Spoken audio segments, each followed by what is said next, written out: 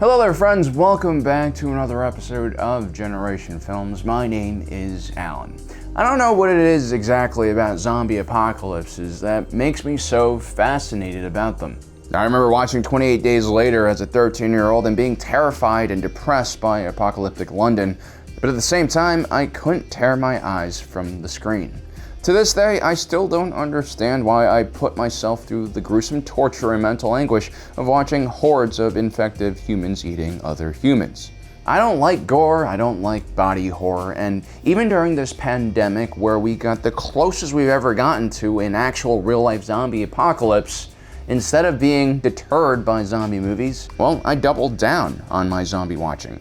Army of the Dead, by the way, was awesome. It's on Netflix, and it's what Zack Snyder was born to do. And Dave Bautista is one of the first wrestlers I've ever seen who actually doesn't depend on charisma and screen presence. This man can actually act.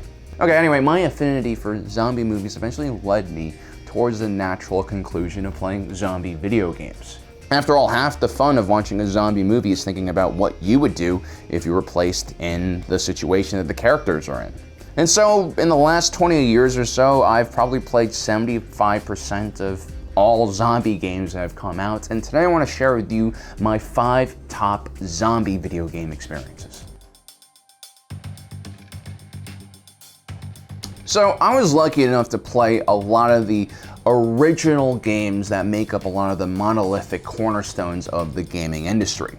One of them was Halo. When Halo came out, multiplayer was still mainly done at your friend's house or in a dorm room on local split screen. Back then, you could cheat pretty easily by just looking at the other players' screens and figuring out where they were on the map. It was also a time when first-person shooters had excellent single-player campaigns that were actually the main purpose of the game, and not some tacked-on afterthought. Halo introduced us to a terrific galaxy in which humans faced a terrifying alien threat known as the Covenant. The Covenant were awesome. They were a collection of different alien races and had a very wide variety of enemy types that you had to use different tactics to overcome. Now, most game developers would have been satisfied with just giving you the Covenant to fight, but no, Bungie wanted to do more.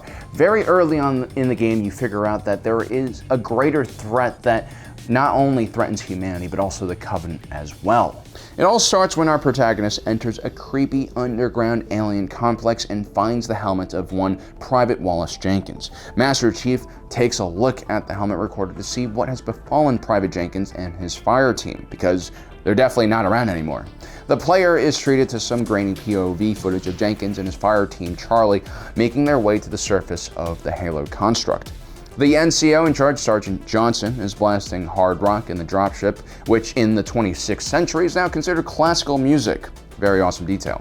We see Jenkins and the Marines head down the same steps that you as the player have gone before until they finally enter the room where Master Chief is currently standing and viewing the helmet footage. Suddenly, small little bulbous creatures pop out of the walls and the floors and begin latching onto the soldiers and killing them. Jenkins is one of the last ones to get overwhelmed by this new enemy known as the Flood, and as it does, the video ends. We return to reality, and Master Chief experiences a moment that is very similar to the Fellowship of the Ring when they finally realize that the mines in Moria are full of enemies and not allies, and they begin hearing the drums of the deep. Instead, here in Halo, Master Chief doesn't hear drums. All he hears are the creepy sounds of the Flood coming to consume him.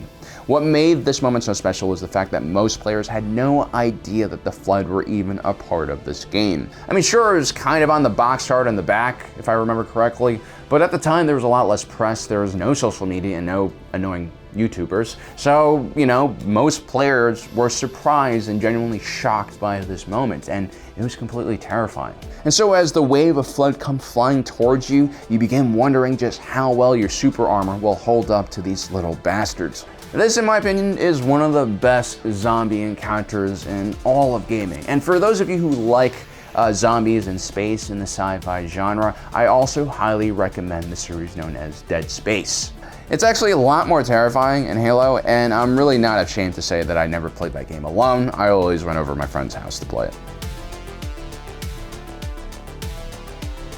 Now, Half-Life 2 was my introduction to one of the best franchises in gaming history. I had watched Half-Life 1 over the shoulders of older players. I was too young at the time to really play it when it came out. Now, the Half-Life series has a lot of awesome things going for it, and this is why it has a very wide audience who go to it for different reasons. Half-Life 2 was all about the gravity gun and the awesome physics in the game that allowed you to do amazing things with your environment. I mean, sure, you had guns as well, but there was nothing more satisfying than shooting a giant metal saw blade through your enemy or flinging an explosive barrel into a crowd of zombies. When the player reached the infected and overrun city of Ravenholm, you are completely overwhelmed with choices and options and hordes of zombies, and of course the terrifying headcrabs. What ensues is actually a perfect playground for destruction and creativity. There are so many ways to take out the zombies. And while these zombies might be numerous, they were also extremely slow and dumb, creating one of the most memorable and fun experiences in gaming that still holds up in my opinion today. Now, in the early 2000s, most houses still had dial-up, and that was a little too slow to play like more action-oriented multiplayer games. And so, as we mentioned, most multiplayer games were still split-screen and an afterthought to the single-player campaign. But then in 2002, I randomly saw a game called Battlefield 1942 in Costco, of all places. I had no idea what the game was about, but the box art intrigued me, and I decided to make it my yearly gaming purchase. At first, I was really disappointed by the single-player mode. It was basically you versus a bunch of bots. But then I realized this was a game you played online, and soon I was hopping into 64-player epic battles with tanks, aircraft carriers, planes flying off those carriers, and just crazy battlefield moments that I didn't know were actually possible. A year later, the only truly excellent Call of Duty, the original, came out, and it had a more focused and smaller scale multiplayer that was excellent as well. But then in 2004, World of Warcraft engulfed the world and my life.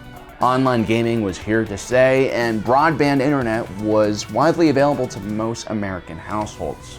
Fast forward to 2008, and we had the emergence of two amazing online co-op zombie shooters, Left 4 Dead and the Call of Duty World at War's excellent zombie mode.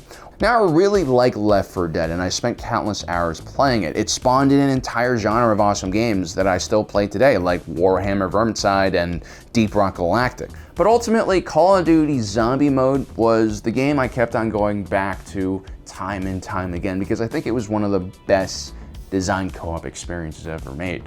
And although Call of Duty Zombies might have many different maps, Nacht der Untoten will always remain my favorite. It was a very simple and pure zombie shooting experience. The map was tiny, there were no crazy traps or teleporters, the progression of weapons and the skill it took to get to the later rounds was so perfectly balanced that I would play continuously without end. I actually still play Nacht der Untoten to this day, but in VR. But I'll explain that later. Now, in my opinion, after 2008, with the release of those two games, the zombie genre kind of went into a slump for a little bit. We saw the rise of massive open-world multiplayer zombie games like DayZ and many clones of it like H1Z1, 7 Days to Die. And while all of these games were fun and had cool stuff like survival, base building, and crafting, they ultimately seemed pointless. And more importantly, the zombies were never really the main focus or danger. It was your fellow man that you had to really worry about. It was one of the dumber cliches that unfortunately made it from zombie movies to zombie video games. Now, after playing these games, I yearned for more. I wanted something that was a little more story-driven, a little more polished. And unfortunately, because I stopped playing console games around this time, and I definitely didn't have a PlayStation, so I missed out on The Last of Us, which is supposedly an amazing game. I found myself in a zombie slump at this moment. Now, I stumbled upon a series called Dead Island in the early 2010s, which was really fun. It was a first-person open-world game, and more importantly, it had a very good single-player mode. But just like Deep Silver's other franchise, the GTA clone Saints Row, Dead Island was a shadow of the real thing. Dead Island just wasn't that good, even though it sounded awesome on paper. But then came another game from that studio, and that was Dying Light.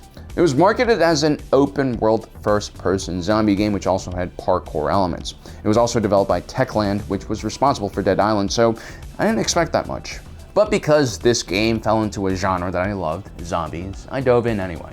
I quickly realized that Techland had learned a lot from their mistakes with the Dead Island series and had taken all of the things that worked from the franchise, like the melee combat, and included it in this new game. But what made Dying Light so special was when the lights turned off and the sun went down.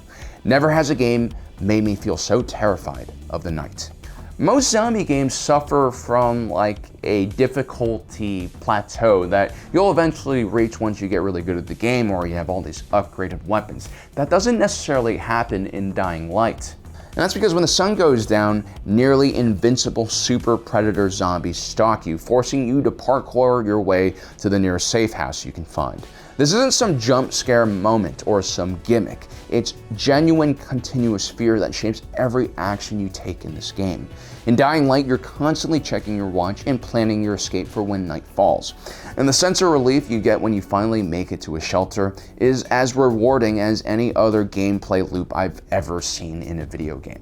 Which is why Dying Light 2, which is coming out later this year, is something I highly recommend you guys keep an eye on. Now, the most polished and awesome VR zombie experience is Half-Life Alyx. It's actually the best VR game hands down, and probably the best game to have come out in 2020. Honestly, it saved me during the pandemic. I had nothing else to do.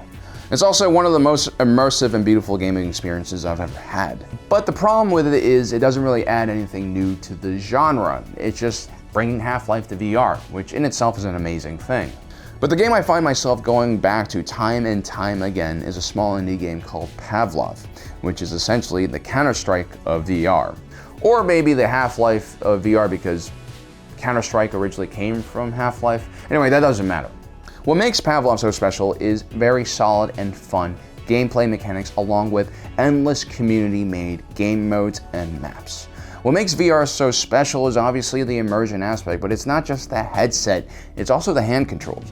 VR controls are far superior and destroy the controller versus keyboard and mouse conversation. There's nothing better than having to actually physically aim a gun with your hands in game. You can actually fire from the hip now, or fire from the sights, or somewhere in between. You can even blind fire. The amount of control you have is ridiculous. Better yet, it takes practice and skill to quickly reload your weapons while being chased by swarms of zombies or enemy players. It's even more rewarding to reach down to your hip and pull out a sidearm and tag your enemy, John Wick style. Now that I think about it, Pavlov is essentially the closest you'll ever get to a John Wick simulator. It's so much fun. And each weapon has a different reload sequence you kind of have to remember. And the difference between a noob and a seasoned player in Pavlov is how much you panic during the process of reloading. And while the developers of Pavlov keep releasing awesome updates like zombie modes and World War II weapons every few months, you can also play classics like Nacht der Untoten, or play Left 4 Dead maps and Minecraft zombie modes. There's even a Halo zombie mode. The sheer amount of stuff you can do in this game, along with the awesome controls, makes this one of the best zombie multiplayer experiences available. It's definitely the most immersive. Also, the fact that everyone plays with a VR headset that has a mic built in means there's a lot of great communication going on, so if you're into that kind of stuff, it's also a lot of fun to play in co-op. Now, before we end this video, I do want to talk about some honorable mentions that we didn't really talk about in this game. Starting off, of course, with the Resident Evil series, obviously. 4 was my favorite. There's also the State of Decay series, which is really fun, and Telltale's The Walking Dead. Also, I'm going to be checking out Days Gone now that it's on PC. Now, of course, there are plenty of other zombie video games that I haven't talked about yet, that I haven't experienced, but I think my 5 experiences hold up pretty well. But let me know in the comment section below if you do disagree and you have your own awesome zombie experiences you want to share with us. Also, don't forget to subscribe and hit that notification button down below so you don't miss out on the rest of our awesome content. As usual, my name is Alan, reminding you that life is a movie and you are the protagonist.